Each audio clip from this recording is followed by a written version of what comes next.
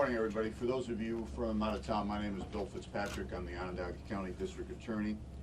I want to report today to my community, as I promised I would, on the facts surrounding the Bernie Fine investigation, which obviously is ongoing. I want to talk not about rumors, not about hearsay, not about lies that you may have heard, but I want to talk about facts that, if necessary, I could prove beyond a reasonable doubt in a court of law. And I hope people actually take the time to listen to what I'm about to say and recognize that there is a time now for healing, both for the victims in this case and for our community as well. On November the 17th, 2011, I was attending a National District Attorneys Association conference in Nashville, Tennessee, when my cell phone went nuclear and I received a number of phone calls from media asking to comment on an ESPN story that Bernie Fine had sexually abused two teenagers back in the 1980s. This was the very first time in my life that I had ever heard the term sexual abuse and Bernie Fine in the same sentence. And I immediately made efforts to ascertain what, if anything, my office knew about this. Subsequently, I was called by a reporter and asked if I could confirm that an assistant basketball coach had been arrested that night. At that point, I took it upon myself to telephone Syracuse Police Chief Frank Fowler on his cell phone in an effort to gather information. I was assured by the chief that no arrests had been made, that there was much work to be done, and that, as usual, under long-standing policy, the district attorney's office would be kept in the loop regarding any investigation. I followed that phone call with another phone call to the chief at 2 o'clock the following day, left a message for him, and I asked him, I indicated to him that I was concerned that my office had been unable to ascertain anything about the investigation and why it was that there was a reluctance on his staff to share information with members of my office. That is the last contact I have had with Chief Fowler on this matter. I then became familiar with the ESPN report. Two men, both now adults, alleged that they had been fondled by Bernie Fine. One man, Bobby Davis, alleging the conduct happened hundreds of times and did not stop until he, Bobby, had turned 27. The other, Mike Lang, stepbrother of Bobby Davis, alleged that the conduct occurred numerous times and continued until such time as he, Michael, turned 19 years old. It is also clear that Mike Lang had been speaking out for the very first time, and it was also clear that Bobby Davis had made several attempts to reveal his molestation, first to the Syracuse Police Department, secondly to the Syracuse Post-Standard, next to ESPN, and finally to Syracuse University.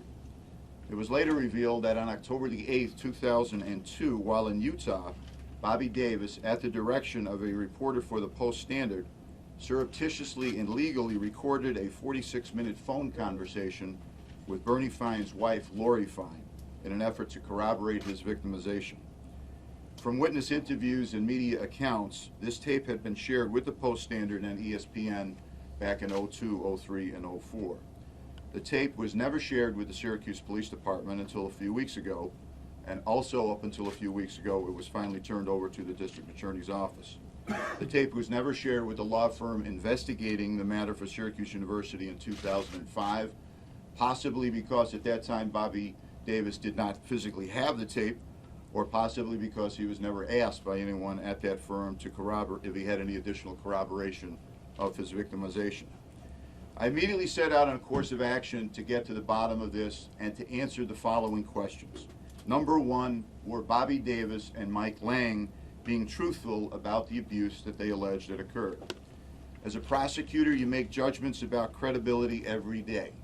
It's the essence of what we do. No ethical prosecutor can put a witness under oath into a courtroom or into a grand jury or on an affidavit that he or she has reason to believe is not being truthful.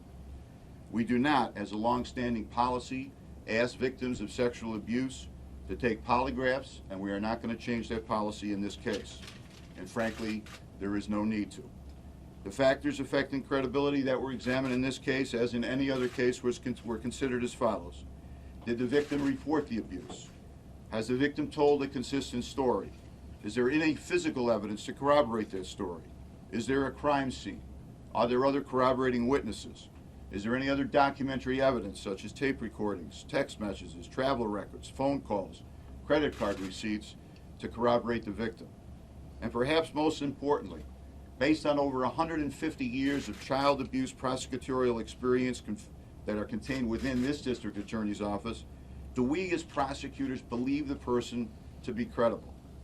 On almost every single criteria, Bobby Davis came out as a credible person. In assessing Mike Lang, it is true that he had not reported these instances of abuse to our knowledge prior to 2011. And it should be noted that he avoided talking to the Syracuse University law firm back in 2005. However, on the remaining criteria, Mike Lang also comes across as a credible person whose allegations could ethically be presented in a court of law. In addition to considering the victim's own believability, the district attorney's office was able to interview a person on Sunday, November the 20th, with significant inside information about the Fine household, which left one with little doubt that an inappropriate relationship existed between Bobby Davis and Bernie Fine, and that Lori Fine was well aware of its existence. We then reviewed the October the 8th, 2002 tape of Bobby Davis speaking to Lori Fine. The significance of this tape cannot be overstated. Anyone listening to that tape, which will be authenticated by federal authorities, cannot fail to understand that Bobby Davis is being truthful, which makes it all the more confusing as to why the very people whose job it is to determine credibility, the sufficiency of corroboration, what investigative leads to follow, namely Onondaga County prosecutors, were never informed of the existence of the tape, and neither was the Syracuse Police Department. This was not a confidential source. Bobby Davis wanted his name to come forward. He had the courage to do that. There was no privilege attached to this tape. And when the Syracuse Police Department was asked to comment in 2003 about a possible Bernie Fine investigation, wouldn't prudence have dictated playing the tape for the Syracuse Police Department spokesman, at least to get his reaction? Or at the very least, encouraging Bobby Davis to turn it over to the district attorney or to the Syracuse Police Department or to someone at Vera House. Incredible as it seems, it appears that the only person made aware of the tape was Lori Fine, herself a possible target of criminal charges, thus depriving law enforcement of a possible investigatory lead by trying to catch her in an inconsistency or a discrepancy. Certainly the Syracuse Police Department would have done that had they had the chance to do so. The bottom line being that in 02, 03, 04, 05, and in 2011, Bobby Davis and Mike Lang would be judged to be credible. But for the obvious problem of the statute of limitations, their allegations would have resulted in the arrest of Bernie Fine, at least for the misdemeanor charge of sexual abuse in the 3rd degree. I make no judgment as to what the outcome of a trial would have been, or whether Mike Lang and Bobby Davis could have withstood the rigors of cross-examination, and it is not my place to pronounce Bernie Fine guilty of anything. It is my place, however, especially in light of recent events, to affirm that these two victims are believable. We next proceed to my question number 2. Are there other victims? Were these victims' cases, if they exist, not subject to being barred by the statute of limitations? Are there other children in jeopardy? This is, of course, a critical part of any child abuse investigation. My inquiry into this area was hampered by no shared information from the Syracuse Police Department. One question that immediately jumped into my mind: were Child Protective Services notified? Child Protective have avenues of investigation that are not available to normal law enforcement personnel. I discovered that no one had notified them, a situation that I remedied. I am convinced that the efforts to deflect responsibility and point fingers at other agencies has now given way to what this is all about, the protection of children. I believe the Syracuse Police Department will be doing exhaustive work under the direction of the United States Attorney to ascertain if there are any other victims in this case. Cases that fall under the exclusive jurisdiction of state law will be referred to this office. No cases have been referred as of yet. Cases where there is federal or joint jurisdiction will be prosecuted by the federal authorities. One such case has surfaced, which I will discuss in a moment.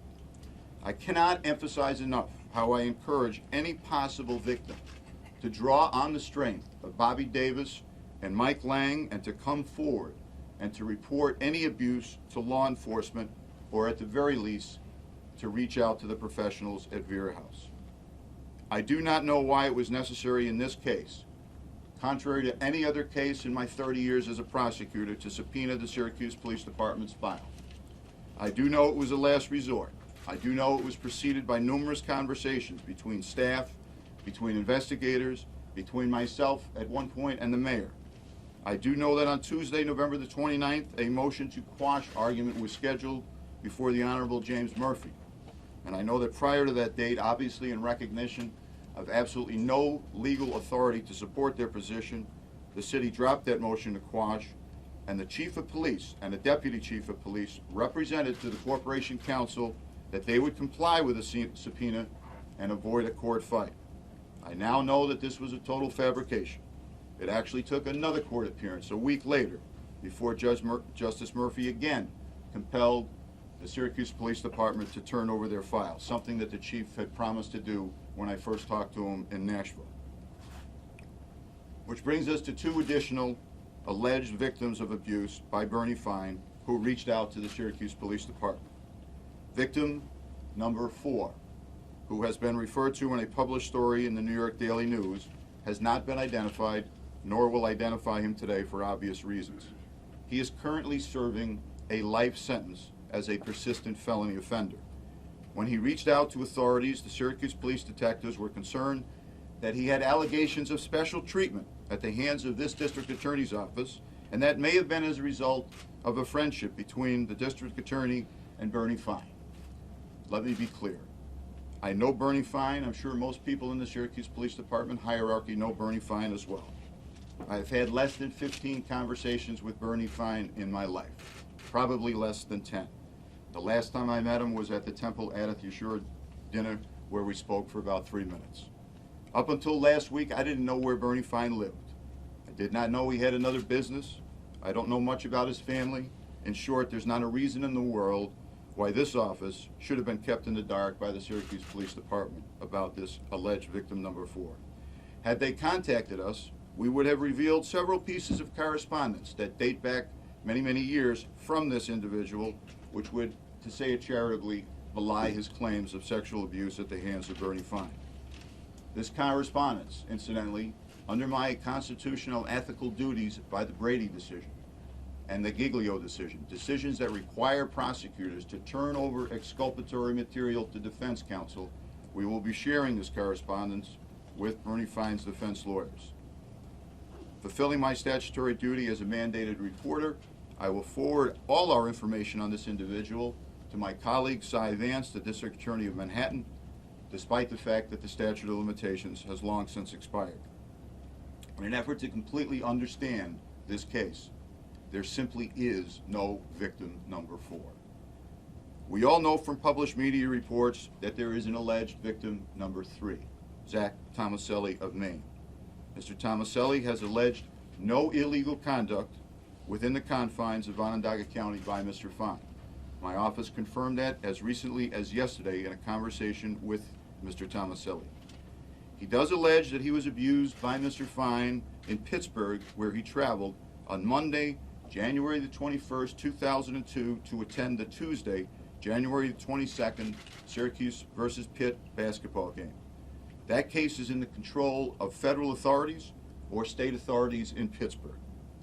Pursuant to my statutory obligations, under the Giglio decision and Brady decision, I have and will be providing Bernie Fine's defense counsel with records we have obtained from Syracuse University regarding the team's travel arrangements for that particular game, which consisted of traveling from Tennessee to Pittsburgh. We will also be providing defense counsel with hotel records, which we have obtained in the course of our investigation.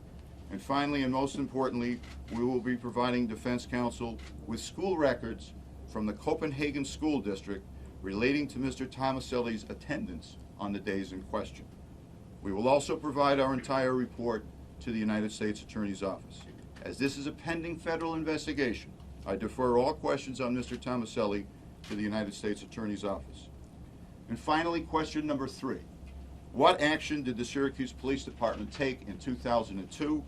What action did Syracuse University take in 2005? And was there an institutional breakdown? The information that the Syracuse Police Department provided from 2002 consisted of a few handwritten notes regarding Bobby Davis. It appears that a month earlier, a friend of Mr. Davis had called the Syracuse Police Department to indicate that someone would be calling.